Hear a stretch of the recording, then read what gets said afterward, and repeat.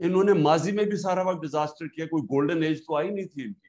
99 میں بھی یہ ڈیزاسٹر چھوڑ کے گئے تھے, 2018 میں چھوڑ کے گئے تھے. تو یہ میں نے جب باجوہ کو کہا اور پھر یہ شوکت کو بھیجا اس کو بتانے کے لیے کہ ہمیں جب پتا چلا یہ سازش کر رہا ہے, تو ہم نے اس کو بتایا, میں نے بھی بتایا اس نے بھی, کہ اس وقت بڑی مشکلوں سے کموڈیٹی سپر سائیکل کے ہوتے ہوئے ہم بڑی ڈیلیکیٹلی اپنی اکانومی بیلنس کر رہے ہیں. ایک دفعہ اگر آپ نے اس کو ڈی اسٹیبلائز کر دیا پولیٹیکلی, تو یہ ایک اکانومی یہ نہیں سنبھال سکے گی, کیونکہ انہوں نے ماضی میں بھی کبھی نہیں سنبھالی. یہ ہو ہی نہیں سکتا کہ آپ کی پولیٹیکل انسٹیبلٹی ہو اور آپ کی اکانومی ٹھیک ہو جائے. یہ ہو ہی نہیں سکتا کہ آپ ایک ویک پولیٹیکل گورنمنٹ آئے اور وہ آ کے ریفارمز کر دے. یعنی مجھے پتا ہے کہ کس طرح ہم نے یہ 3.5 سال گزارا کیا تھا, جب ہمارے پاس کلیئر میجورٹی نہیں تھی, ہم مضبوط نہیں تھے, تو کس طرح کے پریشر فیس کرنے پڑے کہ جب بھی کوئی طاقتور مافیا کے اوپر ہاتھ ڈالتے تھے تو اپنے اندر سے ہی اپنی میجورٹی بچانے میں پرابلم لگ جاتا تھا. اور پھر جب سپر کنگ صاحب اگر فیصلہ کریں کہ یہاں اکاؤنٹیبلٹی نہیں ہونی, تو ہم جو مرضی کر لیں, اکاؤنٹیبلٹی نہیں ہو سکتی. آج جو پبلک ہماری سٹینڈنگ ہے, یہ کسی پارٹی کی نہیں تھی.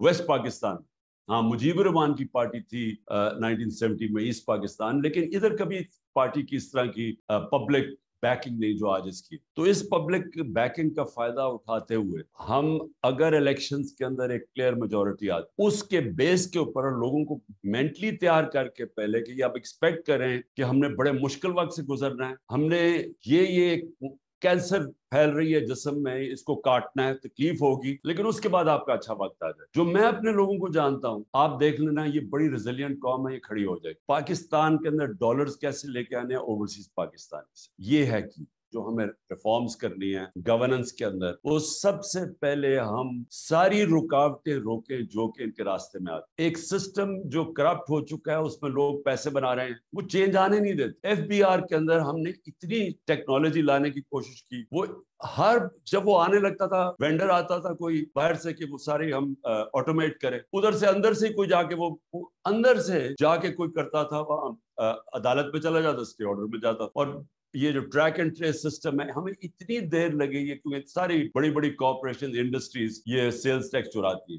اور جو ساری جو شوگر انڈسٹری سے جو ہم نے جب وہ کیا اس کے اوپر انویسٹیگیشن, تو 30 سے 25% ساری شوگر انڈسٹری کے لوگ سیلز ٹیکس چرا رہے. تو وہ ٹریک اینڈ ٹریس سسٹم بڑی مشکلوں سے ہم نے, وہ بھی پہلے سیبوٹاج ہوتا رہا, وہ فائنلی آیا. جو بھی چیز ڈالر انکم لے کے آتی, اس کے لیے ایک علیحدہ منسٹری ہونی چاہیے, کیونکہ وہ کون سی چیزیں ڈالر لے کے آتی ہیں, تاکہ ان کی صرف فوکس ہو کہ وہ منسٹریز جو جدھر, کیونکہ وہ کراس دا بورڈ ہوتی ہے نا, ایک تو ایکسپورٹس ہیں آپ کی, لیکن اور بھی آپ کی ہیں, ایگریکلچر ہے, اس کے اندر کون سی چیزوں سے ہم امپورٹ سبسٹیوشن کر سکتے ہیں, لانگ ٹرم پلاننگ ہو, تو وہ ایک جگہ سے مانیٹر ہو. کیونکہ میں نے ریئلائز کیا کہ وہ علیحدہ جگہ کام ہوتے ہیں, ان کی کوئی کوارڈینیشن ہی نہیں ہوتی. صرف یہ ٹورزم بھی یہ بہت بڑا منی ارنر ہے. میں آپ کو ایک اور بات بتاؤں, میرے پاس آیا آسٹریا سے, اس نے مجھے کہا کہ آپ کا جو وہ ناردرن ایریاز پھر کے آیا, اس نے کہا آپ پاکستان دنیا کا اسکیئنگ کیپٹل بن سکتا ہے, کیونکہ وہ برف پگھلتی جا رہی ہے گلوبل وارمنگ سے. ہماری اتنے اونچے اونچے پہاڑ ہیں کہ وہاں سارا سال اسکیئنگ ہو سکتی ہے. تو اینی وے, میں صرف یہ ایگزامپل دے رہا ہوں کہ ہمارے پاس کیپیسٹی, اب جی بی کے اندر کیپیسٹی ہوگی کہ وہ ڈیولپ کرے. سو یہ بھی ایک جو بھی ڈالر ارنر کی آپ کو مثال دے رہا ہوں.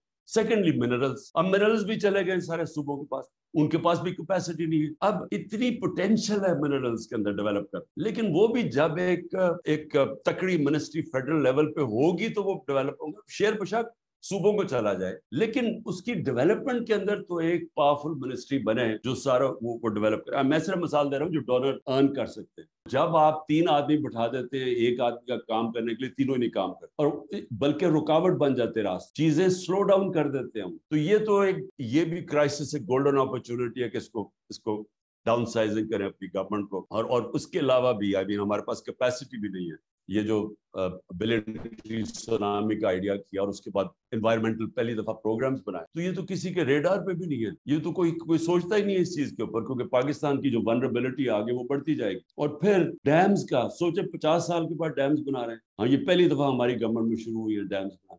تو یہ بھی یعنی جب تک ایک بیٹھ کے جو ابھی آپ نے, ایک تو ایمرجنسی ہو گیا, ایک شارٹ ٹرم ہو گیا, لیکن لانگ ٹرم پلاننگ کبھی بھی کوئی دنیا کے اندر ملک پروگریس نہیں کر سکتا جب کہ اس کی لانگ ٹرم پلاننگ. جو سب سے بڑا پرابلم ہے نا وہ ہے اسمال اور میڈیم انڈسٹری. وہ ان کے اتنی زیادہ پرابلمس ڈالتے ہیں ان کے راستے میں, کیونکہ ان سے بھی ہماری میٹنگز ہوتی تھی. اچھا وہاں بھی یہی ہوتا تھا. اور ایف بی آر کے اندر اچھا آپ کہتے ہیں یہ چیزیں کم کریے, ٹیکس کر دیں, انسینٹیوائز کریں, وہ تھوڑی دیر کے بعد وہ کوئی اور لائن ڈال کے پھر وہ ٹیکس لگاتے. اینی بھیا ٹیکس نہیں لگاتے تھے, اپنی پاور چھوڑتے نہیں تھے.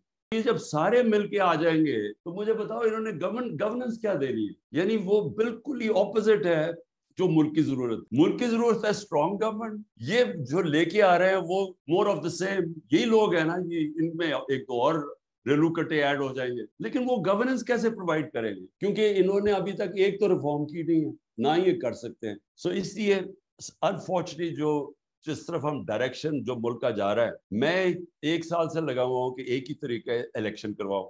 اب کہہ رہے ہیں کہ اکتوبر میں بھی شاید الیکشن نہ ہو, اگلے مارچ پہ چلا جائے. وہ کیوں چلا جائے؟ کیونکہ جب تک پی ٹی آئی کرش نہیں ہو جاتی انہوں نے الیکشن نہیں کروانا. اب مجھے یہ بتاؤ کہ جن کی سوچ یہ ہے وہ پاکستان کو تو نہیں سوچ رہے. ہیلتھ کارڈ بہت امپورٹنٹ ہے, کیونکہ یہ ہیلتھ کارڈ کی صرف یہی نہیں ہے کہ یہ غریب آدمی کا سب سے, جب بیچارہ بیمار ہوتا ہے, عام آدمی غریب کیا, اب تو مڈل کلاس کا بھی یہی حالات ہے, جب وہ سب سے تکلیف میں ہوتا ہے اس کے پاس ہیلتھ انشورنس ہو, وہ اس سے بہتر نعمت آپ نے کسی کو, آپ عام آدمی کو دے سکتے ہیں. لیکن اس کے علاوہ پہلی دفعہ پرائیویٹ سیکٹر کے ہاسپٹل دیہاتی علاقوں میں جا رہے ہیں. پہلی دفعہ کیٹریکٹ کے آپریشن کرنے کے لیے ڈاکٹرز نے اپنی چھوٹی چھوٹی کلینکس کھولی تھی دیہاتوں کے اندر, ہیلتھ کارڈ کی وجہ سے. سبسڈائز تب کریں جب اس کا رزلٹ نظر آئے کہ ہاں ایکسپورٹ سے آپ کی انکریز ہوئی ہے, تو تب سبسڈیز ہے. تو یہ جو اب تک سبسڈائز کرنے کے پروگرامز ہیں, اس کو بالکل چینج کرنا چاہیے. اور ثانیہ نے یہ جو یہ نچلے طبقے کے لیے ٹارگیٹڈ سبسڈی, وہ بڑا, میں نے اس کی پریزنٹیشن دیکھی ہے, زبردست پروگرام اس نے بنایا. لا سیکھ رہا ہوں اب میں, اتنی زیادہ عدالتوں میں جا چکا ہوں کہ میں بڑا ایکسپرٹ بن جاؤں گا لا کا. یہ جو ہمارا روپیہ گرتا ہے اور یہ جو اس کے ساتھ انفلیشن آتی ہے, یہ جو سب سے بڑا پرابلم ہے, اس کے اوپر تھوڑی سی out of the box thinking جو ہے, اس کے اوپر اور ڈیبیٹ چاہیے. کیونکہ وہ جو ہمارا دوست ہے, وہ پورا پیپر اس نے بنا کے ابھی مجھے بھیجنے لگا, جو میں آپ سب کے اندر سرکولیٹ کروں گا. اس نے وہ بڑا کمپریہنسو ایک پروگرام بنایا کہ اس کے خیال میں کرنٹ سچویشن میں ہم کیسے نکلیں گے.